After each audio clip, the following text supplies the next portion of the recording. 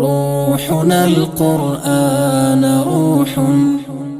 له قرآن کریم څخه د یو څو ورځني اخلاقو زده کړه. پر لاره مو تګ راتګ باید څه ډول وي؟ قرآن راته وایي ولا تمشي فی الارض مرحا، پر مځکه په لویۍ او کبر سره تګ مه کوه. خبرې مو باید څه ډول وي؟ قرآن راته وایي واغضض من صوتک، اواز دې کښته کړه. څنګه باید وګورو؟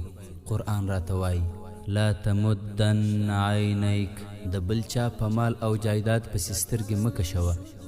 څه ډول باید اورېده وکړو؟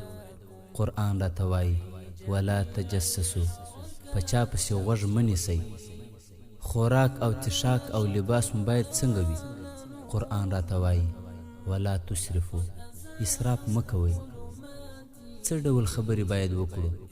قرآن راته وایي وقولو للناس حسنا، خلکو ته ښه خبرې وکړئ، یعنی تند او بد اخلاقه مه غږیږئ. مجلسونه مو باید څه ډول وي؟ قرآن راته وایي ولا یغتب بعضکم بعضا، یو د بل غیبت مه کوئ. قرآن مو د فاني او ابدي ژوند لارښود دی. الله عز وجل پرې د عمل توفیق را نصیب کړي. اللهم آمین.